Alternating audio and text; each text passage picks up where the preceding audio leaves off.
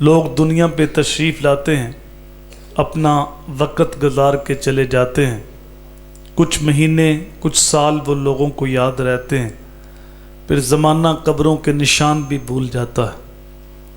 ہماری حالت تو اتنی نازک ہے کہ ہم خونی رشتے بھول جاتے ہیں۔ عارف کھڑی رومی کشمیر میاں محمد بخش بولے، سہ سہ جوڑ سنگت دے ڈٹھے اوڑک وتھاں پیاں، جنہ بنا ایک پل نہیں سنجیندے وہ شکلاں یاد نہ رہی۔ شکلیں بھی بھول جاتی ہیں۔ اور مشتاق یوسفی نے کہا تھا، مٹ گیا مشتاق دل سے رنگے یاد رفتہ گاں، پھول مہنگے ہو گئے قبریں پرانی ہو گئی۔ 4 دن لوگ پھول ڈالتے ہیں، پھر قبر کا نشان بھی یاد نہیں رہتا۔ لیکن کیا وجہ ہے؟ 1400 سال سے اوپر عرصہ گزر گیا ہے، نہ تو عقیدتوں کے پھول مہنگے ہوئے ہیں اور نہ ہی گنبد خضرا کا رنگ پرانا ہوا ہے۔ صدیوں قبل میرے حضور دنیا پہ تشریف لائے تھے، لیکن ماحول کی تازگی بتاتی ہے جیسے کوئی کل ہی گزر کے گیا ہے۔ زمین سے آسماں تک، آسماں سے لامکاں تک ہے، کہاں کھولے تھے گیسو یار نے، خوشبو کہاں تک ہے۔ کائنات کا ذرہ ذرہ میرے حضور کے ذکر سے مہکتا ہے، اور اہل ایمان حضور کے ذکر سے اپنے دکھی دل کو تسکین دیتے ہیں۔ طبیعتیں مختلف ہیں۔ بعض لوگ پوچھتے ہیں، تم یہ محفل میلاد کرتے ہو، یہ کہاں لکھا ہوا ہے؟ ایک طرف دلائل کی دنیا ہے، ہمارے علماء کرام دلائل کے انبار لگا دیتے ہیں، لیکن میرے شیخ طریقت قبلہ استاذی مکرم پیرزادہ محمد رضا ساکی مصطفی صاحب، آپ کا انداز تو بالکل سادہ ہے لیکن روحوں میں اترنے والا ہے۔ آپ بڑے دھیمے لہجے میں کہتے ہیں، کیا ذکر رسول کے لیے بھی کوئی دلیل چاہیے؟ کیا یہ ہو سکتا ہے بات پھول کی چل رہی ہو اور بلبل کو ناگوار گزرے؟ کیا یہ ممکن ہے کہ بات شمع کی ہو رہی ہو اور پروانہ کہے کہاں لکھا ہوا ہے؟ یا بات چاند کی چل رہی ہو اور قمری اس کی دلیلیں ڈھونڈے؟ فرماتے ہیں یہ بھی ممکن نہیں کہ بات سرکار مدینہ کی ہو رہی ہو اور امتی کہے کہاں لکھا ہوا ہے۔ امتی کے لیے تو اس سے بڑھ کے سرمایہ کوئی نہیں، کوئی حضور کی صورت کی بات کر دے، کوئی حضور کی سیرت کی بات کرتے۔ امتی کا چہرہ تو کھل اٹھتا ہے اور وہ کہتا ہے، میں خانہ سہارا دیتا ہے نہ جام سہارا دیتا ہے، ہم کو تو فقط کملی والے کا ایک نام سہارا دیتا ہے۔ کتنا میٹھا نام ہے۔ جب کسی کے لبوں پہ حضور کا نام آتا ہے تو لگتا ہے منہ میں شہد گل گیا ہے۔ یہ انور مسعود صاحب یہ ہیں تو ملاحیہ شاعر، لیکن جب حضور کی مدحت میں قلم اٹھاتے ہیں تو پھر کمال کر دیتے ہیں۔ ان کا نام لبوں پہ آئے میٹھا میٹھا منہ ہو جائے۔ ان کا نام لبوں پہ آئے میٹھا میٹھا منہ ہو جائے، ان کے بول بہاروں جیسے اور اصحاب ستاروں جیسے، ان سا پیارا اور نہ کوئی، ان سے بچھڑ کے لکڑی روئی، جب وہ سیر کو جایا کرتے سر پہ بادل سایا کرتے۔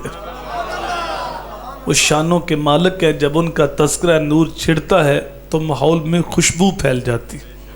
تو یہ عمل خلف سلف کے اندر بڑا محبوب رہا کہ وہ مل بیٹھ کے حضور کی آمد کے تذکرے کرتے اور اپنے دکھی دل کو تسکین دیتے تھے۔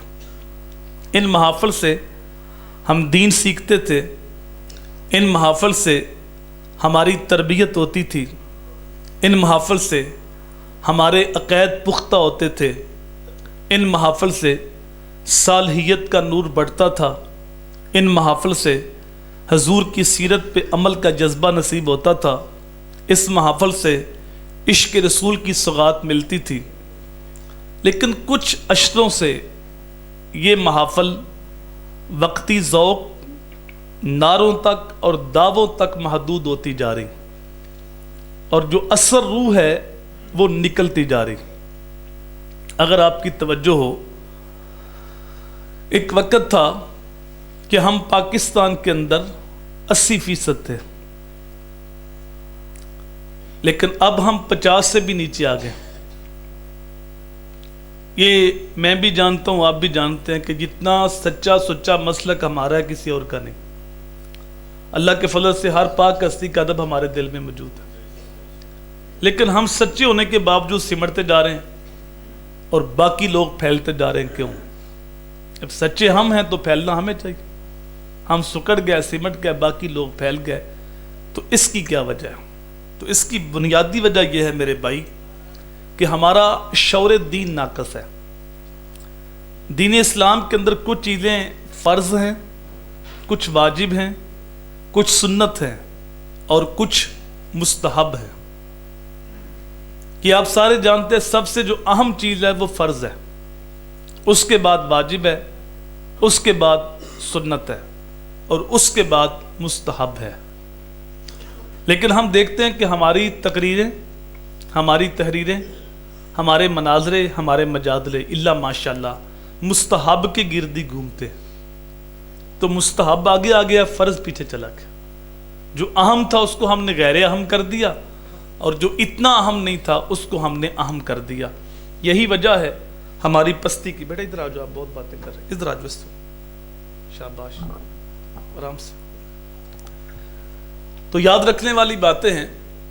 دین اسلام کو 3 حصوں میں تقسیم کیا گیا. پہلی چیز ہے عقائد کا درست ہونا. اگر کسی شخص کے عقائد میں خرابی آ جائے تو اس کے اچھے اعمال آخرت میں نفع کا سبب نہیں بنتے، کیونکہ عقائد کا دوسرا نام ہے ایمان، اور اعمال قبول ہوتے ہیں ایمان کی شرط کے ساتھ. تو جب عقائد بگڑتے ہیں تو ایمان لٹ جاتا ہے. یہ ہو سکتا ہے کسی کے نیک اعمال اس کے ایمان لانے کا سبب بن جائیں، لیکن بغیر ایمان کے اعمال اللہ کی بارگاہ میں قبول نہیں ہوتے. تو پہلی چیز ہے عقائد کا درست ہونا. جس طرح وقت گزرنے کے ساتھ ساتھ چیزوں میں ملاوٹ آ گئی ہے، اس طرح عقائد کے اندر بھی تغیر و تبدل پیدا ہو رہا ہے. لیکن سچے سچے عقائد وہی ہیں جو صحابہ، اہل بیت اور اولیاء اللہ کے عقائد ہیں، جو 14 صدیوں سے چلے آ رہے ہیں. ان عقائد سے ہٹ کے کوئی نئے عقائد متعارف کراتا ہے تو وہ عقائد کسی مومن کے عقائد نہیں ہو سکتے. تو پہلی چیز ہے عقائد کا درست ہونا. دوسری چیز ہے عبادات. جو چیزیں اللہ نے فرض کی ہیں، واجب کی ہیں، ان کی پابندی. قرآن مجید میں ایمان کے بعد عامل صالحات کا تذکرہ آپ کو بار بار ملے گا. اور تیسری چیز ہے معاملات، حقوق العباد. اگر کوئی شخص عقائد بھی درست رکھتا ہے، عبادات بھی بجا لاتا ہے، لیکن وہ معاملات میں صحیح نہیں، حقوق العباد کا خیال نہیں کرتا، تو حدیث کی روح سے ایسا شخص جنت کے اندر نہیں جائے گا. شرک سب سے بڑا گناہ. سب سے بڑا گناہ کیا ہے؟ سارے بولے کیا ہے؟ لیکن شرک توبہ سے معاف ہو جاتا ہے. ایک مشرک جب سچی توبہ کرتا ہے تو اس کی نئی زندگی شروع ہوتی ہے. تو شرک سب سے بڑا گناہ ہونے کے باوجود توبہ سے معاف ہو جاتا ہے. لیکن کسی بندے کا مارا ہوا حق یہ توبہ سے بھی معاف نہیں ہوتا جب تک اس بندے سے معافی نہ مانگی جائے. تو حقوق العباد کا مسئلہ جتنا حساس مسئلہ ہے، اتنے میں اس مسئلے سے غافل ہیں اور بے خبر ہیں. اور پھر یہ موضوع بڑا لمبا اور وسیع موضوع ہے. عامت المسلمین کے حقوق ہیں، ذمیوں کے حقوق ہیں، والدین کے، اولاد کے، میاں بیوی کے، ہمسایوں کے، مسافروں کے، کہ لمبا موضوع. لیکن حقوق العباد میں جو مقدم حق ہے وہ ذوی القربہ کا ہے. اور ذوی القربہ سے جو مقدم حق ہے، جو خونی رشتہ رکھتے ہیں ان کا ہے. اور خون کے رشتوں میں جو مقدم حق ہے وہ ماں باپ کا ہے. اللہ تعالیٰ نے قرآن مجید میں 1 سے زائد مقامات پہ جہاں اپنی عبادت کا حکم دیا ہے، ساتھ ہی متصل والدین کے ساتھ حسن سلوک کرنے کا حکم ارشاد فرمایا. کہیں فرمایا وَقَضَىٰ رَبُّكَ أَلَّا تَعْبُدُوا إِلَّا إِيَّاهُ وَبِالْوَالِدَيْنِ إِحْسَانًا. کہیں فرمایا وَاعْبُدُوا اللَّهَ وَلَا تُشْرِكُوا بِهِ شَيْئًا وَبِالْوَالِدَيْنِ إِحْسَانًا. اللہ کی عبادت کرو، اس کے ساتھ کسی کو شریک نہ ٹھہراؤ، اور والدین کے ساتھ اس نے سلوک کرو. یہاں سے ہم ماں باپ کا مقام سمجھ سکتے ہیں کہ اللہ نے جہاں اپنی عبادت کی بات کی ہے، ساتھ ہی متصل والدین کے ساتھ حسن سلوک کرنے کا حکم دیا. لیکن ہمارا شعور دین اتنا ناقص ہے کہ ہم پیر صاحب کے تو ہاتھ بھی چومتے ہیں، پاؤں بھی چومتے ہیں، لیکن ماں باپ کی نافرمانی کرتے ہیں۔ پیر صاحب کے سامنے یوں ہاتھ باندھے گردن جھکائے کھڑے، لیکن ماں باپ کے سامنے چیختے ہیں، چلاتے ہیں۔ ہمیں پتہ نہیں باپ کس ہستی کا نام ہے، ہم سمجھے نہیں کہ ماں کس عظیم ہستی کا نام ہے۔ یاد رکھیے، تمہارا سب سے بڑا پیر تمہارا باپ ہے، تمہاری سب سے بڑی پیرنی تمہاری ماں ہے۔ اگر ماں باپ کا دل دکھایا، ماں باپ کی نافرمانی کی، تو یہ مکے والا بابا تو شاہی کو نہیں، یہ پیڑھی والا بابا تو حیثیت ہی کو نہیں رکھتا۔ یہ 2 نمبر 4 نمبر 420 نمبر پیروں کی تو اوقات ہی کو نہیں۔ وقت کے ولی، وقت کے غوث بھی تمہارے حق میں دعا کرے تو ان کی دعا بھی تمہارے حق میں قبول نہیں ہوگی۔ پیر صاحب سے فیض تب ملے گا جب ماں باپ راضی ہوں گے، اور اگر ماں باپ کا دل دکھی ہے تو پھر غوث اعظم سے بھی فیض نہیں مل سکتا۔ میں نے کسی حدیث میں نہیں پڑھا کہ اللہ کے ولی کے چہرے کی زیارت کرنے سے حج کا ثواب ہوتا ہے، اگرچہ ثواب ہوتا ہے لیکن حج کا نہیں ہوتا۔ میں نے کسی حدیث میں نہیں پڑھا کہ کعبۃ اللہ کو دیکھنے سے حج کا ثواب ہوتا ہے، اگرچہ ثواب ہوتا ہے۔ میں نے کسی حدیث میں نہیں پڑھا کہ قرآن مجید کو دیکھنے سے حج کا ثواب ہوتا ہے، اگرچہ ثواب ہوتا ہے۔ آپ 15 لاکھ روپیہ لگائیں، پرائیویٹ حج کر کے آئیں، ہر چکر پہ حجر اسود کو بوسے دیں، لیکن گارنٹی کے ساتھ نہیں کہہ سکتے کہ میرا حج قبول ہے۔ وہ بے نیاز ہے، قبول کرے یا رد کرے، لیکن یہ جملہ دل کی تختی پہ نوٹ کر لو، اور جن کے ماں باپ زندہ ہیں ان کی قدر کر لو۔ جس نبی کے نام کی ہم نے محفل سجائی ہے، یہ سونے کا ہم کلمہ پڑھتے ہیں، اس محبوب کا فرمان ہے کہ ماں باپ وہ عظیم ہستیاں ہیں جس نے محبت کے ساتھ ماں کے چہرے کو دیکھا یا باپ کے چہرے کو دیکھا، اللہ اس کو مقبول حج کا ثواب عطا فرمائے گا۔ صحابی عرض کرتا ہے بندہ نواز کو دن میں 100 بار دیکھے، تو اسماعیل حقی لکھتے ہیں روح البیان کے اندر، میرے حضور نے فرمایا 100 کیا تم 1000 بار بھی دیکھو، اللہ 1000 حج کا ثواب عطا فرمائے گا۔ تم دیکھ دیکھ کے تھک جاؤ گے، اللہ ثواب دیتا وہ نہیں تھکتا۔ یہ وہ ہستیاں جن کے بارے قرآن بولتا ہے کہ تم ان کے سامنے اف بھی نہیں کہہ سکتے۔ اگر آپ کی توجہ ہو، جب اتنا مقام ہے ماں باپ کا، اتنی عظمت ہے ماں باپ کی، تو 70% ماں باپ روتے ہیں کہ اولاد ہماری بات نہیں مانتی، اولاد ہماری نافرمانی کرتی، اولاد ہمارے حقوق کا خیال نہیں کرتی۔ تو اس کی کیا وجہ ہے؟ تو اس کی بنیادی وجہ صاحب یہ ہے کہ آج ہر بندہ اپنے حقوق کی جنگ لڑ رہا ہے، لیکن اپنے فرائض سے غافل ہے۔ ایک خطیب صاحب ہیں، تو ان کو یہ شکوہ ہو سکتا ہے کہ مقتدی میرے حقوق پورے نہیں کرتے، لیکن وہ اس بات سے بے خبر ہوں گے کہ یہاں ممبر پہ بیٹھ کے میں نے لوگوں کو دینا کیا ہے، میری ذمہ داریاں کیا۔ ایک شوہر ہے، اس کو شکوہ ہے کہ بیوی میرے حقوق کا خیال نہیں کرتی، لیکن بحیثیت شوہر اس کے فرائض کیا ہیں اس سے وہ غافل ہے۔ ایک بیوی ہے، اس کو یہ شکایت ہے کہ شوہر میرے حقوق ادا نہیں کرتا، لیکن بحیثیت بیوی اس کے فرائض، اس کی ذمہ داریاں کیا ہیں اس سے وہ بے خبر ہے۔ اسی طرح ہم نے دیکھا جن ماں باپ نے اپنی ذمہ داریاں پوری کی ہیں، اپنے فرائض پورے کیے، ان کی اولاد ساری زندگی ان کے سامنے آنکھ بھی اٹھا کے نہیں دیکھتی۔ یہ مت سمجھے صرف ماں باپ کے حقوق ہیں، اولاد کے نہیں۔ اعلیٰ حضرت نے ایک رسالے میں اولاد کے تقریباً 80 حقوق بیان کیے۔ والدین کے حقوق شروع ہوتے ہیں جب اولاد بالغ ہوتی ہے، مکلف ہوتی ہے، لیکن علماء نے لکھا کہ اولاد کا ایک حق ان کے پیدا ہونے سے بھی پہلے، اور وہ یہ کہ ان کے لیے اچھی ماں کا انتخاب کیا جائے۔ چونکہ ماں مائی راستی ہو تو بیٹا فرید بنتا ہے، ماں ام الخیر ہو تو بیٹا غوث اعظم بنتا ہے، اور جب ماں فاطمہ ہو تو بیٹا حسین بنتا ہے۔ اس لیے میرے حضور نے فرمایا جب نکاح ہوتا ہے تو 4 چیزیں لوگ دیکھتے ہیں، عورت کا حسن دیکھتے ہیں، اس کی دولت دیکھتے ہیں، اس کا حسب و نسب برادری دیکھتے ہیں، اس کا دین دیکھتے ہیں۔ کہا میرے غلاموں تم نہ حسن دیکھو، نہ تم دولت دیکھو، نہ تم حسب و نسب برادری دیکھو، تم صرف دینداری دیکھو کہ دیندار عورت کون ہے، اور کل میرے بچوں کی اچھی ماں کون ثابت ہوگی۔ وہ ایک ماں ہی تھی نا جو اپنے بچے کو قاری صاحب کے پاس لے گئی قرآن پاک پڑھنے کے لیے، لیکن بچہ اتنا قابل تھا کہ اس نے 18 سپارے زبانی سنا دیا۔ قاری صاحب نے کہا جہاں یہ پڑھا آگے بھی پڑھ لیتے، کہا میں نے کسی قاری صاحب سے نہیں پڑھا، بلکہ 18 پاروں کی میری ماں حافظہ تھی۔ جب ماں کے شکم میں تھا اس وقت بھی قرآن سنتا تھا، جب ماں کی گود میں اس وقت بھی قرآن سنتا تھا۔ ماں دودھ پلاتی ساتھ قرآن پڑھتی، ماں لوری دیتی لبوں پہ قرآن کی ایتیں ہوتی، گھر کے کام کاج کرتی ساتھ قرآن کی تلاوت کرتی۔ یہ 18 پارے میں نے ماں کی گود میں یاد کر لیے۔ یہی بچہ بڑا ہو کے وقت کا غوث شیخ عبد القادر جیلانی بنتا۔ وہ ایک ماں ہی تھی جو اپنے بچے سے کہتی ہے پتر نماز پڑھا کر، تو بچہ کہتا امی نماز پڑھنے سے کیا ملتا ہے؟ کہا پتر شکر کی پڑیا ملتی۔ اس وقت شکر ایسی تھی جس طرح آج کل چاکلیٹ ہوتا ہے، بچے رغبت سے کھاتے تھے۔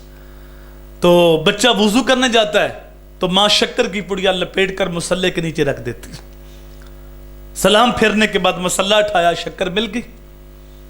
اب بچے کو جب بن مانگے ہر روز 5 وقت شکر ملنے لگی تو بچہ نماز کا عادی بن گیا۔ ایک دن ماں شکر رکھنا بھول گئی، کسی فوتگی پہ گئی تھی، آتے ہوئے دیر ہو گئی۔ جب نماز کا وقت ہوا تو اللہ کی بارگاہ میں جولی پھیلا کے عرض کرتی ہے باری تعالیٰ میں نے بڑی محنت کے ساتھ بچے کے دل میں نماز کی محبت پیدا کی ہے، میری محنت کو ضائع نہ کرنا۔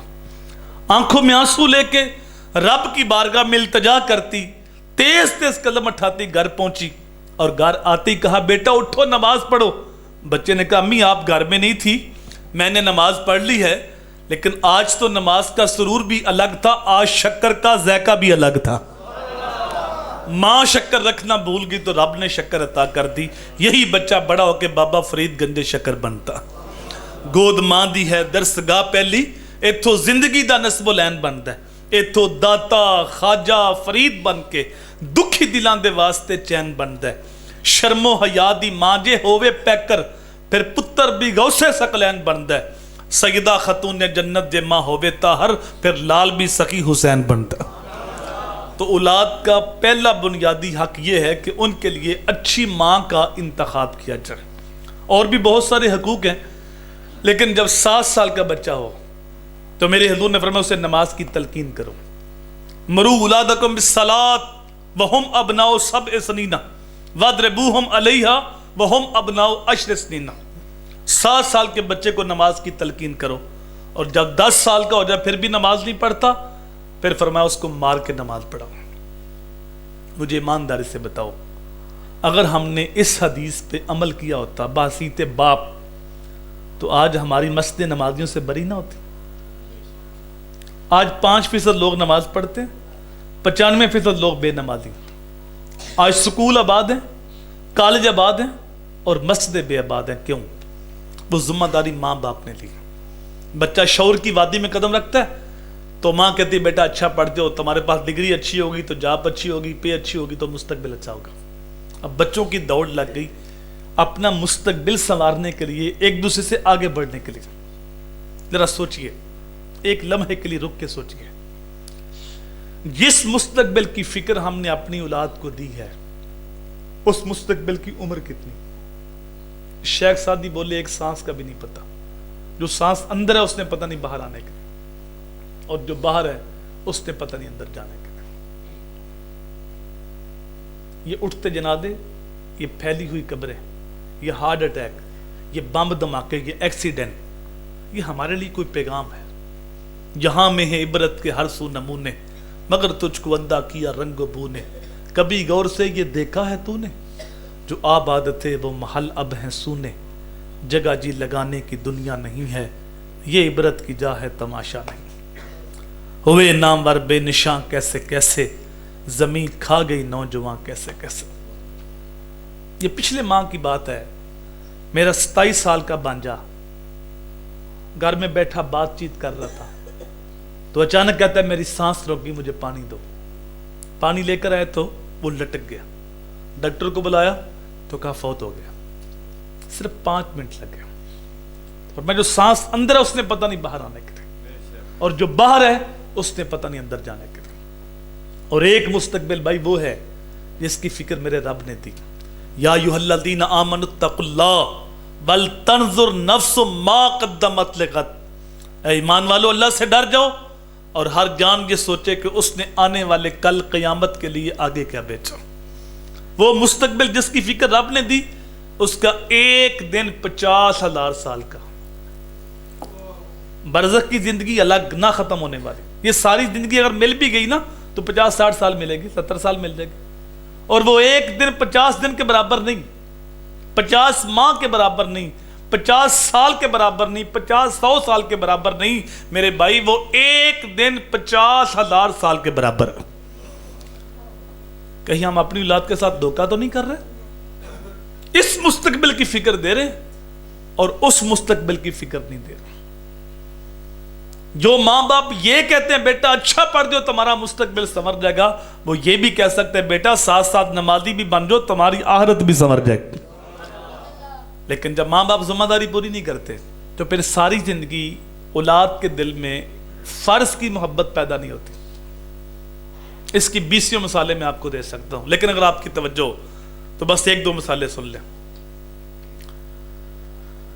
سال کے بعد محفلیں ملاد تھی گاؤں کے اندر, عشاء کے بعد محفل شروع ہونی تھی, تو ہم نے سوچا کہ عشاء کی نماز ہو جائے بعد میں جائیں گے.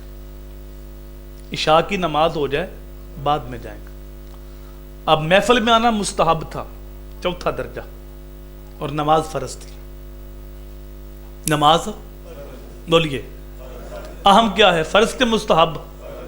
فرض کے بعد واجب ہے, اس کے بعد سنت ہے, اس کے بعد ہم نے کس کو ترجیح دی؟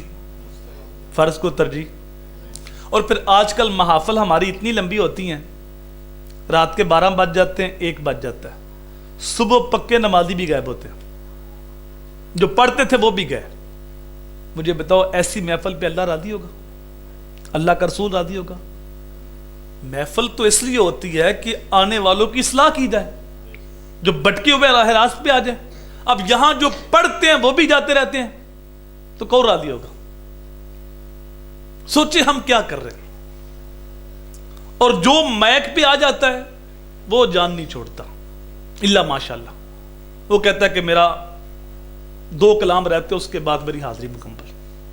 وہ 2 ختم ہوتے ہیں پھر کہتا ہے کہ اب آخری منقبت ہے. وہ منقبت ختم ہوتی ہے کہتا ہے کہ آپ پھر نو فرمائش کیتی گئی ہے. وہ فرمائش ختم ہوتی ہے کہتا ہے 2 شعر ماں دی شان تھے, پھر کہتا ہے 2 شعر میاں صاحب دی شان تھے, کلام میاں صاحب. جب تک اس کے اوپر پیسے گرتے رہتے اس کی حاضری مکمل ہوتی. یہ ہمارا مزاج ہے. اور یہ جو ہم پیسے پھینکتے ہیں, اگر ایک لمحے کے لیے رک کے سوچ لیں جہاں یہ کن پہ پھینکے جاتے ہیں. مسجد کا تقدس ہوتا ہے, محفل کا تقدس ہوتا ہے, اور ہر نوٹ کے اوپر حضور کی حدیث لکھی ہے, رزق حلال عین عبادت. یہ نبی پاک کا فرمان ہے, ہر نوٹ کے اوپر لکھا ہوتا ہے. اور وہ زمین کے اوپر ہم پھینکتے ہیں. خطیب صاحب بھی نعت خواں اس کے اوپر پاؤں مار رہے ہوتے ہیں, چلتے پھرتے ہوتے ہیں, اور ہم عشق کے اندر پھینک رہے ہوتے ہیں. اگر خدمت ہی بھائی آپ نے کرنی ہے تو کسی اور انداز سے کر دے, کٹھے رکھ دے ڈول. لیکن پہلے اس کو ہم 10-10 میں بدلتے ہیں, پھر پھینکتے ہیں, پھر 100 کے 2 10-10 میں بدلتے ہیں, پھر پھینکتے ہیں. تو یہ کیا کرتے ہیں؟ ہم نے یہ سمجھا کہ محفل کا شاید یہ مقصد ہے کہ ہم وقتی طور آئیں, ذوق لیں, نعرے ماریں, نوٹ پھینکیں, لنگر کھائیں اور چلے جائیں. یہ مقصد نہیں تھا. مقصد کچھ اور تھا, ہم نے کچھ اور سمجھا. دیکھیں آج چھوٹے بچے جب مسجد میں آتے ہیں نا, محفل میں آتے ہیں, تو وہ بھی شور کر رہے ہوتے ہیں, بڑے بھی شور کر رہے ہوتے ہیں. بڑے اپنی باتوں میں لگے ہوتے ہیں اللہ ماشاءاللہ, اور وہ ایک اور دنیا. وہ سمجھتے ہیں کہ ہم تھوڑا گھومنے پھرنے کے لیے آئے ہیں, کھیلنے کے لیے آئے. انہیں کیا پتا مسجد کیا, باغیچہ کیا, چونکہ سال میں ایک بار ہی آنا ہوتا ہے اللہ ماشاءاللہ. تو ہم تھوڑا سمجھیں, ان محافل کو تربیت کا ذریعہ بنائیں, ان محافل سے ہم دین سیکھیں. اللہ اکبر. ہم عاشق رسول ہیں کب؟ جب محفل میں ہیں. ہم عاشق رسول ہیں کب؟ جب نعرے مارنے. عاشق رسول ہیں کب؟ جب نوٹ پھینکنے. عاشق رسول ہیں کب؟ جب لنگر کھانا ہے, لنگر بانٹنا ہے. لیکن جب نماز پڑھنی ہے اس وقت ہمارا عشق پتہ نہیں کہاں ٹھنڈا ہو جاتا ہے. اگر آپ نے سچے عاشق رسول دیکھنے ہیں تو پھر تم نے صحابہ رسول کو دیکھنا ہے. تمہیں ایک بھی صحابی ایسا نہیں ملے گا جس نے زندگی میں جان بوجھ کے ایک بھی نماز چھوڑی ہو. آپ نے یہ واقعہ تو سنا ہوگا نا، رسول کریم صلی اللہ علیہ وآلہ وسلم نے ڈوبے سورج کو اشارہ کیا اور سورج عصر کے وقت پہ آ گیا. لیکن یہ معجزہ تو بچوں کو یاد ہے، اچھی بات ہے، یاد ہونا بھی چاہیے. لیکن جو سورج واپس آنے سے پہلے ہوا تھا نا وہ ہم بھول گئے. جو سورج واپس آنے کا سبب بنا تھا نا میری قوم وہ بھول گئی. اور میرے بھائی حضرت علی رو پڑے تھے. حضرت علی بولیے ذرا کیوں روئے تھے؟ نماز عصر قضا ہو گئی. اب علماء سے پوچھیں کہ وہ جو قضا ہوئی ہے وہ غفلت میں قضا ہوئی ہے؟ ہماری جو قضا ہوتی ہے وہ غفلت میں قضا ہوتی ہے، اور مولا علی کی جو قضا ہوئی تھی وہ اطاعت رسول میں قضا ہوئی تھی. حضور کا سر انور گود میں تھا اور وہ حضور کے چہرے کی زیارت کر رہے تھے. نمازیں گر قضا ہوں پھر ادا ہوں، نگاہوں کی قضائیں کب ادا ہوں.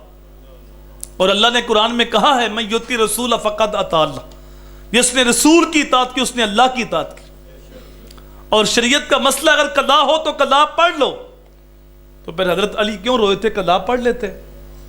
تو میرے بھائی روئے اس لیے تھے علی نے کبھی قضا پڑھی نہیں تھی. آپ کی کبھی قضا ہوئی نہیں تھی، قضا پڑھنے کی عادت ہی نہیں تھی. یہ پہلا موقع تھا، قضا ہوئی تو اتنا دکھ ہوا کہ آپ رو پڑے. پھر میرے حضور نے سورج کو واپس پلٹایا. علی نے اس دن بھی قضا نہیں پڑھی، اس دن بھی ادا ہی پڑھی.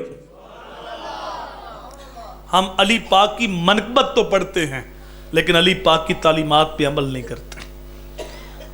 ہم یہ تو سوچتے ہیں، یہ تو کہتے ہیں کہ ہم عاشق رسول ہیں، لیکن نماز اتنی محبوب تھی میرے حضور کو، جب نماز کا وقت ہوتا تو یہ نہ کہتے اذان کہو، بلکہ فرماتے ارہنا یا بلال، ارہنا یا بلال، بلال اٹھو ہمارے دل کو راحت پہنچاؤ.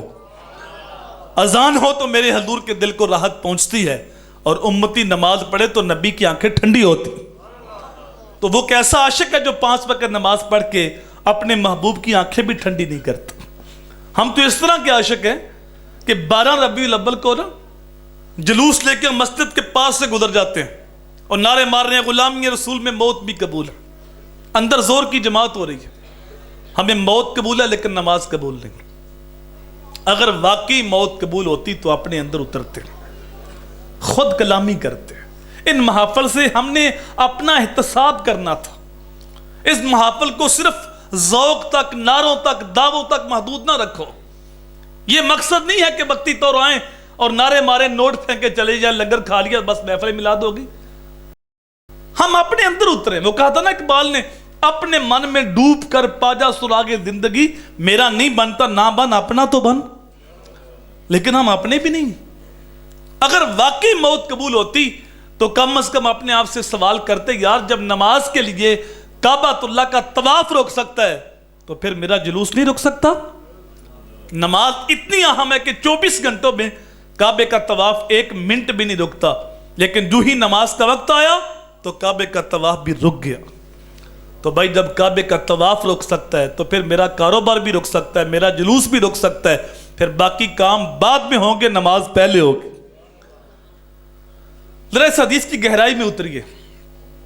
وہ نبی جو اپنی امت سے اتنا پیار کرتے ہیں، فرماتے ہیں لو تدخلوا شوکۃ فی رجل احدکم لوجدت علمها. اے امتی اگر تیرے پاؤں میں کانٹا بھی چبھ جائے نا اس کی تکلیف مجھے ہوتی ہے. جو اپنی امت کے پاؤں میں کانٹا چبھنا بھی گوارا نہیں کرتے، وہ فرماتے ہیں اگر 10 سال کا بچہ ہو گیا نمازی نہیں بنا، پھر سختی سے نماز پڑھاؤ، پھر مار کے نماز. حالانکہ ابھی نماز فرض نہیں ہوئی. فرض تب ہوگی جب وہ بالغ ہوگا. کوئی انتظامیہ دا آدمی جو بندے شور کر رہے ہیں انہیں اندر لے آئے، مہربانی کرے. درود پاک پڑھیے. تھوڑا تھوڑا سمٹ جو نا ان کو اندر جگہ دے دو جو باہر بیٹھے. تھوڑا تھوڑا آگے ہو، جو آپ کے آگے جو خالی جگہ اس کو پر کر دو، قریب ہو کے نا، تاکہ جو باہر ہیں وہ بھی اندر آ جائے.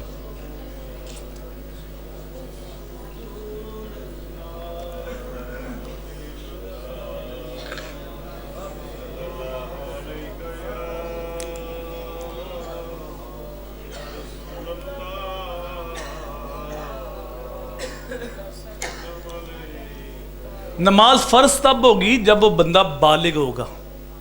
لیکن یہاں پر اتنی سختی حضور نے کیوں فرمائی؟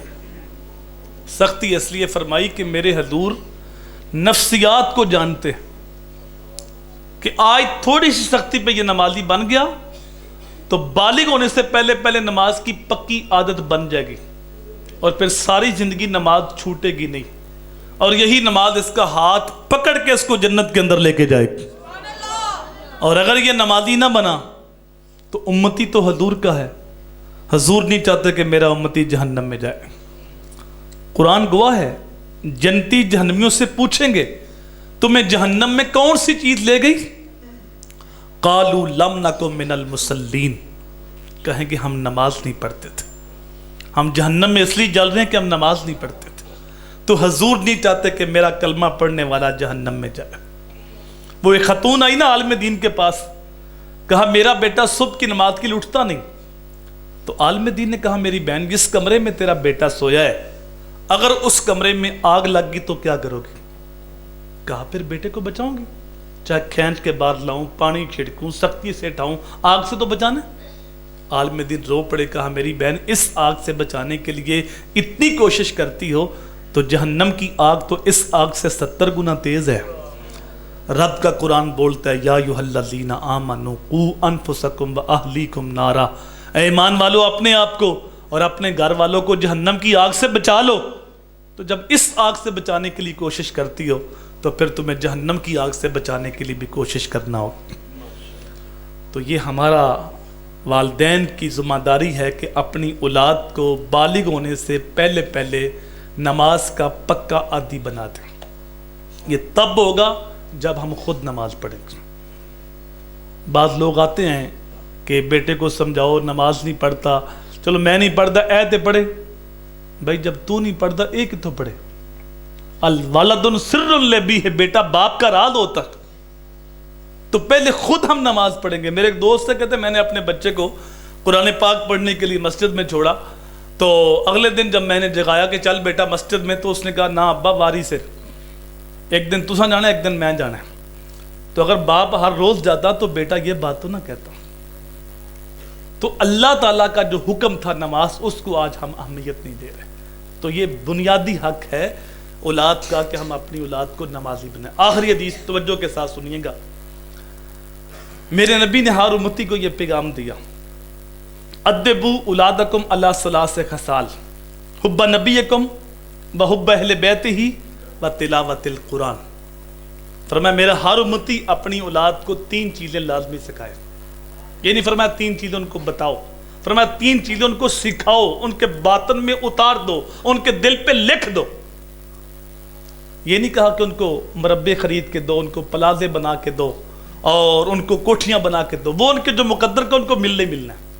صحیح حدیث میں آتا ہے جب بچہ ماں کے پیٹ میں 120 دن کا ہوتا ہے تو فرشتہ آ کے اس کی عمر بھی لکھ جاتا ہے، اس کا رزق بھی لکھ جاتا، جو لکھا ان کو ملنا ہے۔ تم باسیتے باپ اگر کوئی اپنی اولاد کو دے سکتے ہو تو 3 چیزیں۔ سب سے پہلے فرمایا حب نبیکم، اپنی اولاد کو اپنے نبی کی محبت سکھاؤ۔ اللہ اکبر، نبی کی محبت ہوگی تو ایمان ہوگا۔ ان محافل سے بھی دلوں میں حب رسول پیدا ہوتا۔ جب حضور کا حسن و جمال سنتے ہیں، حضور کے معجزات سنتے ہیں، حضور کے کمالات سنتے ہیں، حضور کی سیرت سنتے ہیں، تو دل میں حضور کی محبت پیدا ہوتی ہے۔ تو فرمایا اپنی اولاد کو حضور کی محبت سکھاؤ۔ وَحُبَّ اہل بیت ہی، دوسرا فرمایا نبی کے گھر والوں کی محبت سکھاؤ۔ اور امام شافعی نے یہاں قلم توڑ دی، کہا نبی کے گھر والوں تمہاری محبت ہمارے اوپر کیوں لازم نہ ہو؟ ہماری تو اتنی دیر تک نماز ہی نہیں ہوتی جب تک آپ پہ درود نہیں پڑھ لیتے۔ اللہم صلی علی محمد والا آل محمد جب تک نہ کہے نماز مکمل نہیں ہوتی۔ تو فرمایا نبی کی محبت بھی اپنی اولاد کو سکھاؤ اور نبی کی آل کی محبت بھی اپنی اولاد کو سکھاؤ۔ تو والدین کی ذمہ داری تھی کہ اولاد کے دل میں اہل بیت کی محبت پیدا کرتے اور ان کو بتاتے کہ اہل بیت کا کردار کتنا اونچا ہے، ان کا دین کے اوپر احسان کتنا عظیم ہے۔ یہ والدین کی ذمہ داری تھی اپنی اولاد کو بٹھاتے کہ صرف ہم 10 محرم کو نیاز نہ دلائیں، سبیل نہ لگائیں، ان کا کردار بھی بتائیں۔ 30 لاشیں پڑے تھے، اور امام حسین جھنڈا بردار سے کہہ رہے تھے کہ شمر سے کہو جنگ روک، میں نے نماز پڑھنی. حالانکہ بھی نماز اس وقت وہ نہ بھی پڑھتے تو ان کی عظمت میں کوئی کمی نہیں آنی تھی. لیکن یہ پیغام میرے لیے تھا، آپ کے لیے تھا کہ حسین کو ماننے والوں، حسین کی منقبتیں پڑھنے والوں، ان کے نام کی نیاز دلانے والوں اور اپنی نمازوں میں آل محمد پہ درود پڑھنے والوں، دیکھ لو 30 لاشیں پڑے ہیں، حسین کو پھر بھی نماز کی فکر ہے. وہ بد نصیب لوگ تھے، انہوں نے کہا تم نماز نہ پڑھو تمہاری نماز نہیں ہوتی.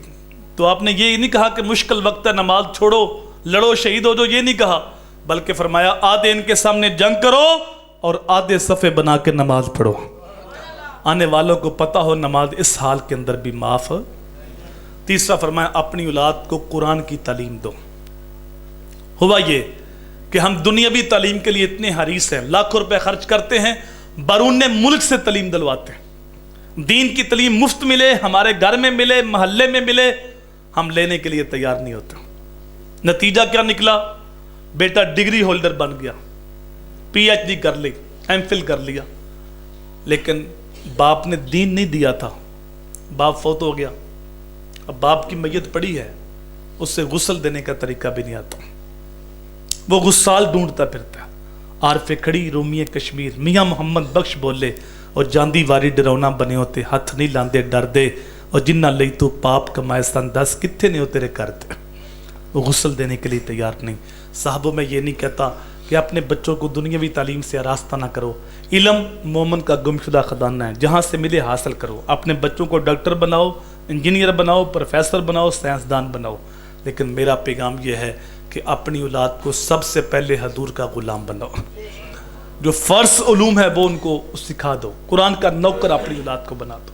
جن عقائد کا، جن اعمال کا، جن اخلاقیات کا جاننا لازم ہے، کالج جانے سے پہلے اپنی اولاد کو سکھا دو. اگر تم نے ذمہ داری پوری نہ کی تو ان کے دل کی تختی خالی ہوگی. پھر جب وہاں جائیں گے تو اس رنگ میں رنگے جائیں گے. اور وہ رنگ کیا ہے؟ سال کے بعد ایک دن مدر ڈے، ایک دن فادر ڈے، ایک دن ٹیچر ڈے، ایک دن ویلنٹائن ڈے. پھر تمہیں رونا پڑے گا کہ اولاد بات نہیں مانتی، چونکہ وہاں سال میں ہے ہی ایک دن باپ کا، ایک دن ماں کا.